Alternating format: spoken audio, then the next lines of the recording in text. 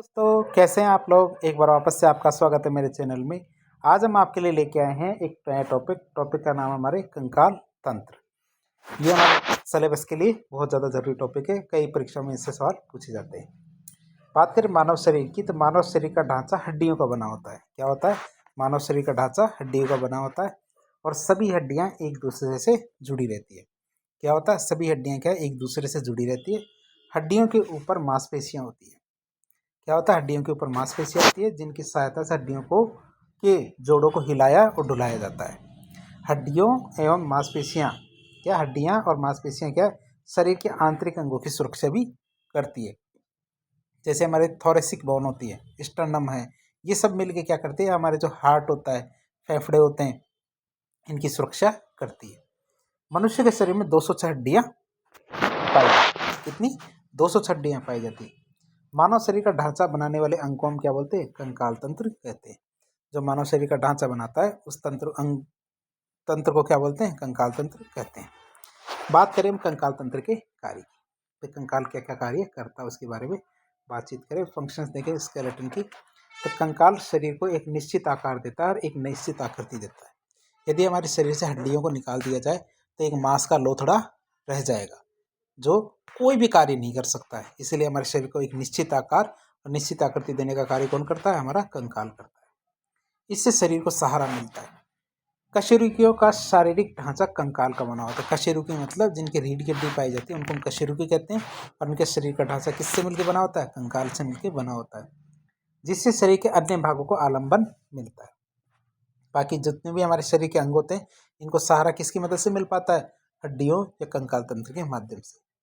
कंकाल से शरीर के कोमल अंगों की रक्षा होती है। यह शरीर के कोमल अंगों को बाहरी आघातों से बचाता है। जो बाहरी चोट पड़ती है तो बाहरी चोट से हमारे अंगों की रक्षा भी कंकाल तंत्र करता है। कंकाल के बहुत से भाग लीवर का कार्य करते हैं। क्या करते हैं? लीवर का काम करते हैं। न कि ये वो वाला लीवर नहीं है, यकृत वाला लीवर नहीं है। ये लीवर का मतलब होता है किसी चीज को शुरू करने या बंद करने का कार्य होता करता है ना। कि जैसे आप लाइट को शुरू करने के लिए पहले एक लीवर को देखते होंगे। जैसे इस तरह का एक डब्बा होता था, एक डब्बे के पास में क्या होता है, एक गुंडी नुमा एक ऐसा होता था। जब बंद करना होता था इसको नीचे की तरफ खींच दिया जाता था, और जब चालू करना होता था तब इसको ऊपर की तरफ खींच दिया जाता था। ये हमारे क्या होते थे? लीवर होते थे। ये कई बार आप मशीनों में इन चीज़ों को देखते होंगे, लीवर को। तो कंकाल तंत्र कई बार क्या आता है? लीवर की तरह कार्य करता है, जिसके कारण क्या, प्राणियों को प्रचलन या लोकोमोशन में सुगमता होती है। अर्थात एक जगह से दूसरी जगह जाने में भी हमारे कंकाल तंत्र बहुत ज़्यादा काम आता है। यदि हमारे कंकाल तंत्र नहीं होता तो केवल मांस के सहारे हम एक दूसरी जगह से दूसरी जगह नहीं जा सकते थे। कंकाल में मांसपेशियों को जोड़ने के लिए उपयुक्त स्थान मौजूद होते हैं। कि मांसपेशियों को जोड़ने के लिए कंकाल में बहुत सारी जगह होती है। कंकाल की मज्जा गुहा वसा इकट्ठा करने का कार्य करती है। जो हमारी लाल अस्थि मज्जा या मज्जा गुहा होती है, बोन मैरो या मैरो कैविटी, यहाँ पे क्या होती है? वसा इकट्ठी होती है। कर्ण अस्थियां ध्वनि कंपनों को आंतरिक कर्ण तक पहुंचने में सहायता करती है। जो हमारी कर्ण अस्थियां होती है, जो हमारी 3 होती है, तो हमारी जो कर्ण अस्थियां होती है, कानों की जो हड्डियां, तो ये क्या करती है? हमारी जो ध्वनि तरंगे होती है इनको आंतरिक कर्ण तक पहुंचाने में मदद करती है। तो जैसे हमारी स्टेपीज है, इनकस है, तो ये वाली हड्डियां हैं, ये कार्य करती है। जीवित अंतकंकाल लाल रुधिर कणिकाओं का निर्माण करता है। हमारे जो लाल रुधिर कणिकाओं का निर्माण कहाँ होता है? हमारे जो बोन मैरो होती है उसके अंदर। कंकाल में कैल्शियम और फास्फोरस संचित रहता है, जो आवश्यकता पड़ने पर समय समय पर हमारे शरीर को उपलब्ध होता रहता है। अब बात करते हैं कंकाल के प्रकार की। कंकाल हमारे 2 प्रकार का होता है। कंकाल के प्रकार के देखें तो शरीर में उपस्थिति के आधार पर कंकाल 2 प्रकार के होते हैं। कितने प्रकार के? 2 प्रकार के होते हैं। एक तो हमारा बाहरी कंकाल जिसे बाह्य कंकाल या एक्सोस्केलेटन कहते हैं। एक होता है हमारा अंत कंकाल जिसको एंडोस्केलेटन भी कहते हैं। बात करें हमारे बाह्य कंकाल की, ये बाहु ये नहीं है, बाह्य कंकाल है। तो शरीर की बाहरी सतह पर पाए जाने वाले कंकाल को बाह्य कंकाल कहा जाता है।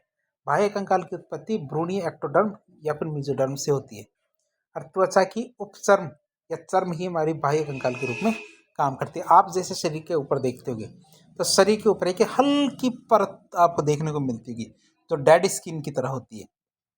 तो यही हमारा बाह्य कंकाल बनाती है। बाह्य कंकाल शरीर के आंतरिक अंगों की रक्षा करती है और ये डेड होती है, मृत होती है। जो हमारे शरीर के ऊपर आप देखते होंगे एक हल्की सी परत होती है जो थोड़ी हल्की सी डेड सी भी लगती है, तो यही क्या कहलाती है, हमारी जो बाह्य कंकाल का निर्माण करती है। जैसे कई मछलियों में तो हमारे शल्क होते हैं, जैसे मछलियों में शल्क होते हैं, इसके कैसे होते हैं, कछुए हैं, कछुए में ऊपरी जो बाहरी परत है, जो आहार का कवच देखते हो कि जैसे हमारे एक कछुआ होता है, कछुए के ऊपर जैसे इस तरह का आप ये कवर देखते होंगे, तो जिसमें ये हमारे कछुआ है, तो कछुआ है, तो कछुए के ऊपर जो ये बाहर का कवर देखते हो आप, तो यह हमारा क्या डेड स्किन से मिलके बना होता है। तो यही हमारा क्या होता है कि जो बाह्य कंकाल की तरह कार्य करता है। आप इसको देख सकते हैं। अब हम बात करें बाह्य कंकाल की। जो मछलियाँ पक्षी होते हैं, पक्षियों में जो फेदर्स होते हैं, जो उनके पंख होते हैं, स्तनधारियों में बाल होते हैं, बाल भी क्या कंकाल की तरह कार्य करते हैं, जो इन प्राणियों में अत्यधिक सर्दी और गर्मी से सुरक्षा करने का कार्य करते हैं। अब आता है हमारे अंतकंकाल। कौन सा अंतकंकाल की बात करें, एंडोस्केलेटन की, तो शरीर के अंदर पाए जाने वाले कंकाल को अंतकंकाल कहा जाता है। क्या, शरीर में अंदर पाए जाने वाले कंकाल को अंतकंकाल कहते हैं, और इसकी उत्पत्ति भ्रूणीय मीजोडर्म से होती है। अंतकंकाल क्या होता है, सभी कशेरुकियों में पाया जाता है। कहाँ पाया जाता है, सभी कशेरुकियों में, या सभी जिनकी रीढ़ की हड्डी पाई जाती है उनके अंदर पाया जाता है। कशेरुकियों में अंतकंकाल ही मनुष्य का मुख्य ढांचा बनाता है, और ये मांसपेशियों से ढका रहता है। जो हमारा अंतकंकाल होता है, ये क्या करता है, मांसपेशियों से ढका रहता है। बात करें संरचनात्मक दृष्टि से, अंतकंकाल को दो भागों में बांटा जाता है। संरचनात्मक दृष्टि से क्या होता है, अंतकंकाल दो भागों में बांटा जाता है। पहला क्या आता है हमारा, अस्थि, और दूसरा होता है हमारा उपास्थि। एक को तो हम क्या कहते हैं, अस्थि कहते हैं, दूसरे को हम क्या बोलते हैं, उपास्थि। सबसे पहले हम बात करते हैं अस्थि की। अस्थि क्या है, एक ठोस, कठोर, मजबूत संयोजी ऊतक होता है। अस्थि क्या होती है, जिसे हम बोन कहते हैं। बोन क्या होती है, बोन क्या होती है, एक ठोस, कठोर और मजबूत संयोजी ऊतक होता है, जिसे कनेक्टिव टिश्यू कहते हैं, जो तंतुओं और मैट्रिक्स का बना होता है। किसका बना होता है, तंतु और मैट्रिक्स से मिलकर बना होता है, और इस मैट्रिक्स में कैल्शियम और मैग्नीशियम के लवण पाए जाते हैं। इसमें अस्थि कोशिकाएं और कोलेजन तंतु व्यवस्थित रहते हैं। इस जो हमारी बोन देखते हो आप, हड्डियां देखते हो, हड्डियां वास्तव में किससे मिलकर बनी होती है, हड्डियां वास्तव में कैल्शियम और मैग्नीशियम के लवण होते हैं, इससे बना हुआ एक मैट्रिक्स होता है उससे, और साथ ही साथ क्या तंतु होते हैं, इनसे मिलकर बनी होती है। अब बात करें कैल्शियम और जो मैग्नीशियम के लवण है, इनकी उपस्थिति के कारण अस्थियां क्या होती है, कठोर होती है। जो हमारी हड्डियां हैं, बोन्स है, यही हमारी अस्थियां कहलाती है। और ये किसकी वजह से कठोर होती है, ये हमारे कैल्शियम और मैग्नीशियम लवणों की उपस्थिति के कारण ही कठोर होती है। आगे बात करें हम, प्रत्येक अस्थि के चारों तरफ तंतुमय संयोजी ऊतक की से निर्मित एक दोहरा आवरण पाया जाता है। प्रत्येक अस्थि के चारों तरफ क्या होता है, तंतुमय संयोजी ऊतक से निर्मित एक दोहरा आवरण पाया जाता है, जिसे क्या बोलते हैं, पेरियोस्टनम कहते हैं, या फिर परिअस्थिक कहते हैं। और इसी परिअस्थिक के द्वारा लिगामेंट्स, टेंडन्स और दूसरी मांसपेशियां जुड़ी होती है। किससे जुड़ी होती है, ये हमारे परिअस्थिक या पेरियोस्टम से जुड़ी रहती है। मोटी और लंबी अस्थियों में एक प्रकार की खोखली गुहा पाई जाती है। जितनी भी हमारी लंबी लंबी अस्थियां होती है, मोटी मोटी अस्थियां होती है, ये बीच में से क्या होती है, खोखली होती है। क्या होती है, ये अंदर से खोखली होती है, और ये जहाँ से खोखली होती है उस गुहा में को हम क्या बोलते हैं, मज्जा गुहा कहते हैं। उस खोखली गुहा को हम क्या कहते हैं, मज्जा गुहा कहेंगे। आगे बात करें, मज्जा गुहा में एक प्रकार का तरल पदार्थ पाया जाता है। मज्जा गुहा में क्या पाया जाता है, एक प्रकार का तरल पदार्थ पाया जाता है, जिसे अस्थि मज्जा या बोन मेरो कहते हैं। तो कई बार आप देखते होंगे, जो टिकटॉक में भी दिखाया जाता है, मोटी मोटी हड्डियों से बीच में से एक पीला सा पदार्थ निकलता है, वह हमारे क्या निकलता है, मज्जा गुहा या बोन मेरो कहलाती है। अस्थि मज्जा मध्य में से पीली तथा अस्थियों के सिरों पर लाल होती है। कि जैसे हमारी ये देख ले हड्डी, तो जैसे ये हड्डी है, जैसे, तो ये बीच में से खोखली होगी, क्या होती है, बीच में से खोखली होती है। यदि हम इसको काट के देखेंगे तो बीच में से तो क्या है, पीले कलर की दिखेगी, और ऊपर से कैसे, लाल कलर की ये दिखती है। तो आप इसको देख सकते हैं। ठीक है, तो ये कर्म से पीली अस्थि मज्जा और लाल अस्थि मज्जा कहेंगे। जो हमारे बीच में पीली होती है इसे तो पीली अस्थि मज्जा, और जो ऊपर और नीचे से लाल होती है इसे लाल अस्थि मज्जा कहते हैं। लाल अस्थि मज्जा लाल रुधिर कणिकाओं का निर्माण करती है, जबकि पीली अस्थि मज्जा श्वेत रक्त कणिकाओं का निर्माण करती है। और लाल अस्थि मज्जा केवल कहाँ पाई जाती है, हमारी रक्तधारी होते हैं ना, जो इस रक्तधारी के स्तनधारी होते हैं, इनके अंदर पाई जाती है। अर्थात जो हमारे मैमल्स होते हैं, जैसे मनुष्य हैं और भी जानवर हैं, इनके अंदर ये पाई जाती है। अब हम बात करेंगे अस्थियों की। तो अस्थि कितने प्रकार की होती है, विकास के आधार पर अस्थियां दो प्रकार की होती है। कैसी होती है अस्थियां, दो प्रकार की होती है। एक तो हमारी होती है कलाजात अस्थियां, और एक होती है उपास्थि जात अस्थियां। तो अस्थियाँ कितने तरह की होती है? 2 प्रकार की होती है। एक तो हमारी कलाजात अस्थियाँ होती है जिन्हें इन्वेस्टिंग बोन कहते हैं, और दूसरी होती है कार्टिलेज बोन या उपास्थिजात अस्थियाँ। पहली आती है हमारी कौन सी? कलाजात अस्थियाँ। तो कलाजात अस्थियाँ किसे कहते हैं? यह अस्थि त्वचा के नीचे संयोजी ऊतक की झिल्लियों से निर्मित होती है। यह अस्थि क्या होती है? त्वचा के नीचे संयोजी ऊतक होते हैं ना, उनकी झिल्ली से निर्मित होती है, और इसे मेम्ब्रेन अस्थि भी कहते हैं। क्या कहते हैं इसे? मेम्ब्रेन अस्थि। खोपड़ी की सभी चपटी अस्थियां कलाजात अस्थियां ही होती है। जो हमारी खोपड़ी होती है सिर की, उसकी जो जितनी भी अस्थियां होती है, ये सारी अस्थियां क्या कहलाती है? कलाजात अस्थियां कहलाती है, और ये बहुत ही हार्ड होती है। फिर बात करें कार्टिलेज बोन या फिर उपास्थिजात अस्थियां, तो ये अस्थियां सदैव भ्रूण की उपास्थि को नष्ट करके उन्हीं के स्थानों पर बनती है। क्या? जो भ्रूण होते हैं, तो भ्रूण की जो उपास्थियां होती है, उन उपास्थियों को नष्ट करके उनके स्थान पर बनती है। इस कारण इन्हें रिप्लेसिंग बोन भी कहते हैं। कशेरुक गुदंड जो हमारे वर्टिब्रल कॉलम होती हैं तथा पैरों की अस्थियां उपास्थिजात अस्थियां कहलाती हैं। क्या कहलाती है? हमारी उपास्थिजात अस्थियां कौन कौन सी होती है? कशेरुक गुदंड, और जो हमारी पैरों की अस्थियां होती है ये हमारी उपास्थिजात अस्थियां कहलाती है। तो ये तो अस्थि देखा हमने। अब हम बात करेंगे उपास्थि में, जिसे कार्टिलेज कहते हैं। तो कार्टिलेज के बारे में बात करें तो उपास्थि का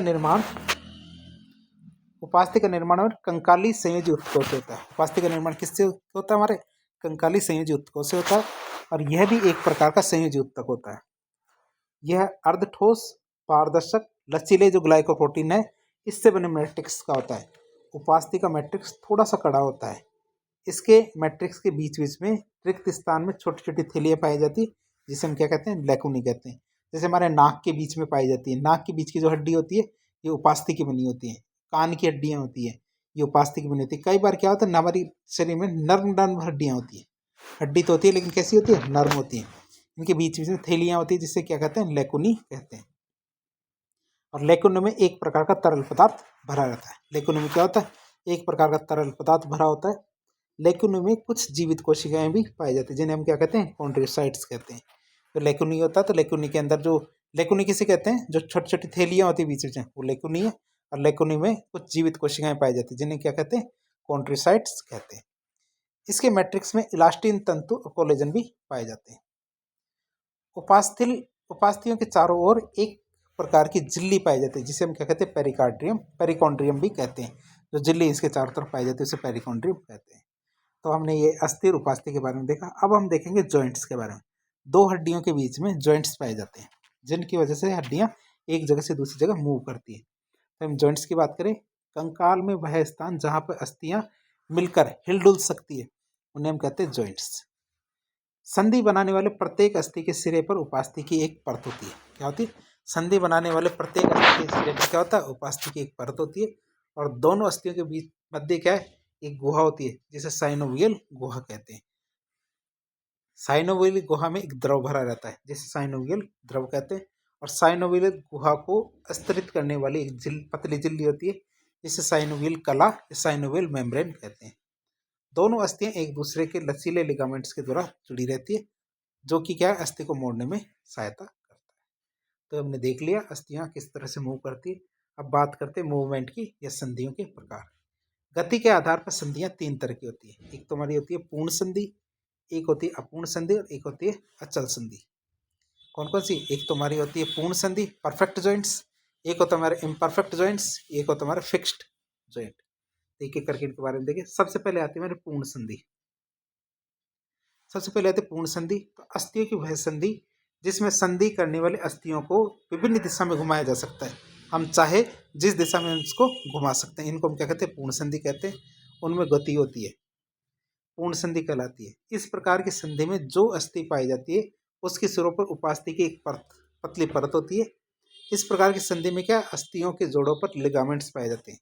क्या होते हैं? अस्थियों के जोड़ों पर लिगामेंट्स पाए जाते हैं। पूर्ण संधियां कौन कौन सी होती है वो देखते हैं। पहली आती है हमारी कंदुक खलिका संधि। कौन सी? कंदुक खलिका संधि या बोन एंड सॉकेट जॉइंट। इस प्रकार की संधि में एक अस्थि का सिरा गेंद की भांति गोल और दूसरा प्याले के आकृति का गुहा होती है। जैसे हमारे पाँव की जांग, जैसे ये हमारे यहाँ पे चित्र में भी आपको दिखाया है, जैसे हमारे जांग की हड्डी होती है। जांग की हड्डी का अगला सिरा क्या है? एक गोल की तरह होता है। जैसे ये हिस्सा क्या है? इस तरह बॉल की तरह होता है। और ये किसमें? एक ऐसे सॉकेट होता है, सॉकेट के अंदर फंसा हुआ रहता है। क्या इस सॉकेट के अंदर फंसा हुआ रहता है, जैसे ये देख रहे हो आप, इस सॉकेट के अंदर फंसा हुआ है, इस ये और इसके चारों तरफ घूमता रहता है, इसके चारों तरफ घूम सकती है हमारी टांगे, तो हम आगे पीछे घूमते रहते हैं इसको लेके। तो इसे हम क्या कहते हैं, कंदुक खलिका संधि, जो हमारे जांघों में होती है। तो गेंद वाला भाग प्याले और अथवा गुहा में स्थित होता है। गेंद वाली अस्थि किसी भी दिशा में घुमाई जा सकती है। इस प्रकार की संधियां अंश मेखला और ह्यूमरस अस्थि के जोड़ पर और फीमर और श्रोणि मेखला के जोड़ पर पाई जाती है। इनमें क्या ह्यूमरस और फीमर अस्थियां किसी भी दिशा में घुमाई जा सकती है। जो ह्यूमरस और फीमर अस्थियां ये क्या होती है, किसी भी दिशा में घुमाई जा सकती है। इसे हम क्या कहते हैं, कंदुक खलिका संधि। दूसरी आती है हमारी कौन सी जोड़, इसे कहते हैं हिंज जोड़, हिंज संधि। इस प्रकार की संधियों की अस्थियां केवल एक ही दिशा में मूवमेंट करती है, जैसे हमारे कोहनी और घुटने की अस्थियां, ये केवल इसी दिशा में मूवमेंट करेगी और किसी भी दिशा में नहीं।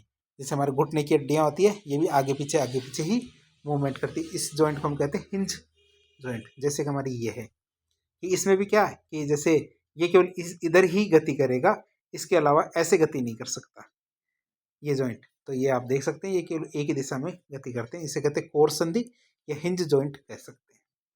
हिंज जॉइंट को हिंदी में कोर संधि कहते हैं। फिर आता है पाइवेट जॉइंट, मतलब खूंटी संधि।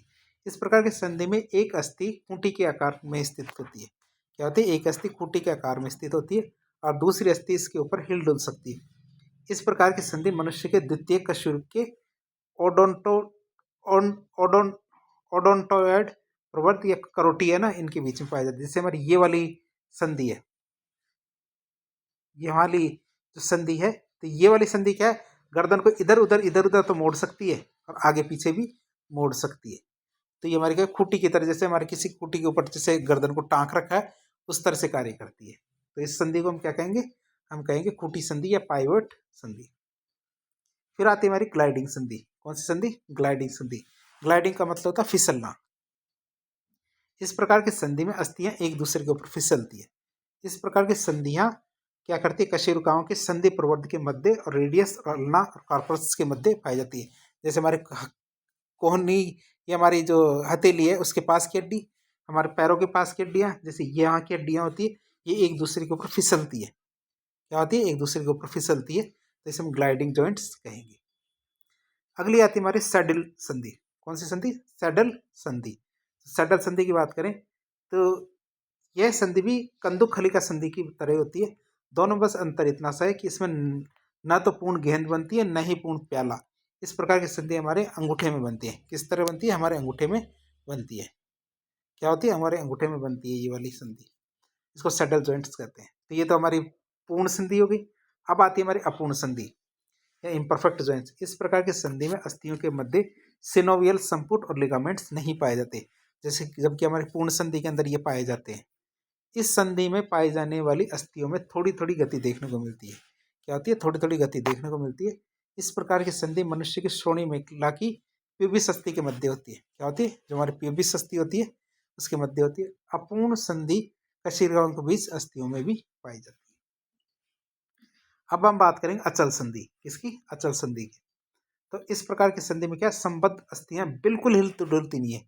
जैसे हमारी स्कल या जो हमारी खोपड़ी की संधि होती है, खोपड़ी में हड्डियां एक दूसरे से जुड़ी होती है और ये क्या एक दूसरे से हिल नहीं सकती। इस प्रकार की संधि को अचल संधि कहते हैं। इस प्रकार की संधि में अस्थियां एक दूसरे के काफी निकट होती है। जैसे हमारे स्कल या करोटी की जो संधियां होती है, ये बहुत पास पास में होती है और ये एक दूसरे से हिल नहीं सकती। अब हम बात करेंगे, हमने अस्थि और उपास्थि के बारे में खूब देख लिया, अब अस्थि और उपास्थि में अंतर देख लेते हैं लास्ट। अस्थि और उपास्थि में क्या अंतर है। अस्थि की बात करें तो इसका मैट्रिक्स ओसीन का बना होता है, जबकि उपास्थि का मैट्रिक्स क्या है, कॉन्ड्रिन का बना होता है। अस्थि की बात करें तो इसमें सूक्ष्म नलिकाएं उपस्थित होती है, जिसमें उपस्थित रुधिर कोशिकाओं के द्वारा इनका पोषण होता है। जबकि उपास्थि में क्या होता है, सूक्ष्म नलिकाओं का अभाव पाया जाता है, जिसके कारण इनका पोषण किसके द्वारा होता है, लसिकाओं के द्वारा होता है। अस्थि की बात करते हैं, इसमें अस्थि मज्जा उपस्थित होती है, जिनमें क्या लाल रक्त कणिकाएं पाई जाती है। उपास्थि की बात करते हैं, इसमें अस्थि में इसमें क्या अस्थि मज्जा का अभाव होता है, इसलिए इसमें लाल रक्त कणिकाएं भी नहीं पाई जाती। अस्थि की बात करें तो इसमें कोशिकाएं विभाजित नहीं होती और इनकी संख्या ऑस्टियोब्लास्ट्स के विभाजन से बढ़ती है। जबकि उपास्थि की बात करें तो इनमें कोशिकाओं में विभाजन की क्षमता होती है, जिससे संख्या बढ़ती रहती है। अस्थि में बात करते हैं, इसमें कोशिकाएं नियमित आकार में होती है और प्रत्येक रिक्तिका में एक ही कोशिका होती है जिनमें प्रवर्ध पाए जाते हैं। ये 5 गलत है, 5 नहीं होना चाहिए। आगे बात करें हम, इनकी कोशिकाएं अर्धगोलाकार होती है जिसमें एक से अधिक रिक्तिकाएं होती है और प्रवर्ध का अभाव होता है। तो इस तरह आज के लेक्चर में हमने अस्थि, उपास्थि और बोन्स के बारे में और कंकाल तंत्र की जो संधियां होती हैं इनके बारे में जाना। और इसके अलावा हमने एक लेक्चर और भी अपलोड कर दिया है जिसको आप पार्ट 2 मान लीजिए, जिसमें हमारे कंकाल तंत्र की हड्डियों के बारे में बताया, कौन से अंग में हमारी कौन कौन सी हड्डियाँ पाई जाती है। तो इस प्रकार की वीडियो देखने के लिए हमारे चैनल से जुड़े। वीडियो पसंद आता तो वीडियो को लाइक करें, चैनल को सब्सक्राइब करें, अपने दोस्तों के साथ शेयर करें। धन्यवाद।